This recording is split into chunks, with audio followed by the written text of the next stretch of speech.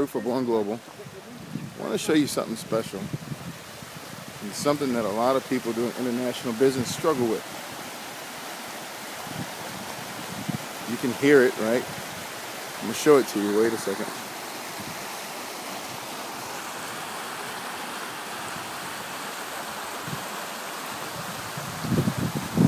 This at its most simplest form is what we call raw material.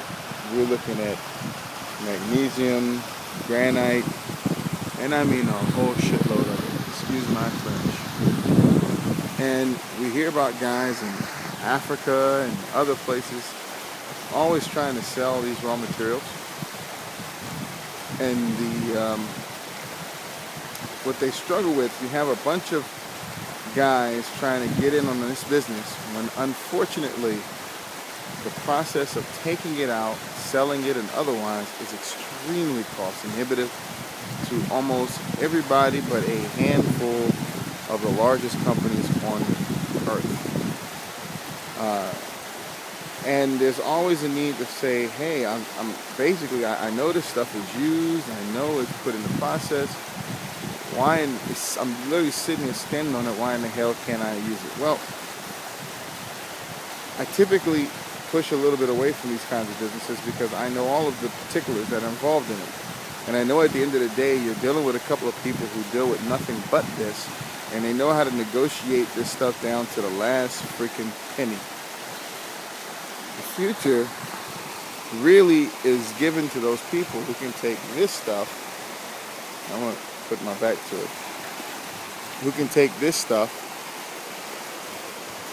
and then process it in an inexpensive way and utilize it for products that can be distributed internationally but manufactured locally. Now that's a real business. If you can do that properly without an excessive use of energy so you don't have a high cost, then you have a real business. You are sitting on it. And if you can pull it from the mountains and you can put it into products and sell the products, you do. But the problem with the most of our businesses in the world is that they're massively segmented. So if you got a guy that does the beginning and he's actually just extracting the product, taking it through some process, and then sending it out to manufacturers, and those manufacturers are then producing things like Dow Chemicals and DuPont and other companies producing some actual material or hard thing for it that then goes to another manufacturing process that puts together something like a car or puts together some kind of pharmaceutical or something like that. These businesses are all chopped up. One of the greatest guys in the world that tried to put all this stuff together was Henry Ford. Henry Ford built the first Ford Motor plant with the concept that he could do everything from growing it to producing it. As a matter of fact, I'm from Tuskegee, Alabama, and I can tell you that George Washington Carver did work with Henry Ford to grow soybeans to make the plastics that made the cars so that they can then go to the line and go back out. And in this way, he thought by controlling the cost, he could serve the industry better, as well as serve the farmer better, and become a better company. But there's a lot of politics involved in business, and there's a lot of people who get paid along the line, and a lot of relationships that have all been pre-developed that are very hard to break.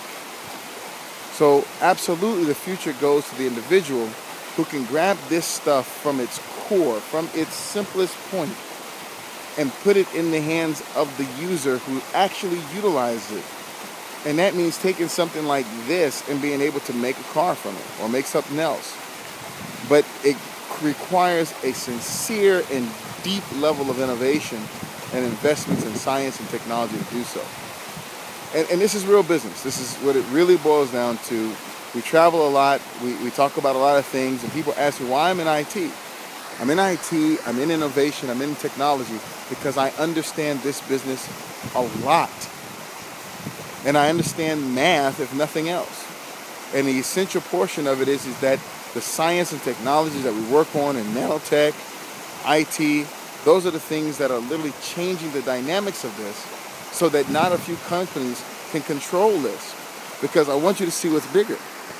And I'm going to flip the camera, right? And I'm going to use my thing. Pan. You got it? Okay.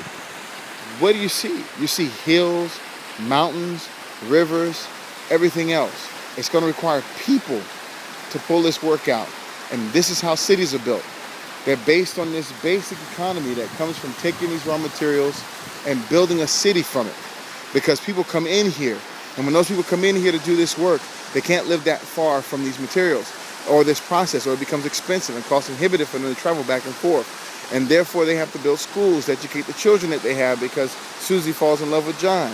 And then after that, they have to build the actual stores that feed them and do other things. And you have to rely on other people to bring in chickens and goats and all this kind of stuff. And this is the way our world has been built for a very long time. And as we've grown through the Industrial Revolution, we've developed a very non-sustainable society and system and civilization. This is what green directly is talking about opposing. Basically centralizing the extraction of the materials and the utilization of them into the same space, so that it can then create a circle where all this comes back and benefits each other. And if you think that green is some term, you think about just, ooh, I got green, we reused the gas, we didn't put so much out, we did this and that. No. Green is the future of our society. It's about creating sustainable systems that work better. And if we can't do that, then we will fail as a society, because the earth can't tolerate it. And the science that we have in our capitalistic system, basic math, doesn't continue to substantiate this. So I'm here in Romania. It's an absolutely beautiful place in Nareda. And yes, Anna Bodea is smart as a whip when she said that this is a gold mine. $20 to $30 billion worth of resources that we're standing on top of. Controlled from a governmental level down to another company, regulated strongly and strictly. But I guarantee you could work through all of that if you could show the country how they could build themselves by accessing their own materials in order to build the country up. And that's the work that we really need to be into. So if you wonder why Farouk Hunter Travels International and why I do what I do what I do because I know that there's a future that has a basis in technology, in science, that offers a better life for all of us all over the entire planet. And that's exactly why I do the Born Global.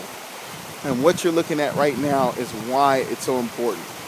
So I encourage all of our guys that watch this, those in Bloggersville, like I said, take some time to research this. Remember that this is real stuff that impacts real lives, and it's the basis of creating our civilizations. And this is the real business that we should be looking at, but not just this side of it. Focus on the technology and the innovation that creates the new systems and new businesses of tomorrow that will make a better life for all of us. Because unless you're doing that, you're just bowing to the same system that you were before. And guys like me being able to travel all around the world and have knowledge that I have been gifted with becomes useless. Farouk Hunter for Born Global. Peace out.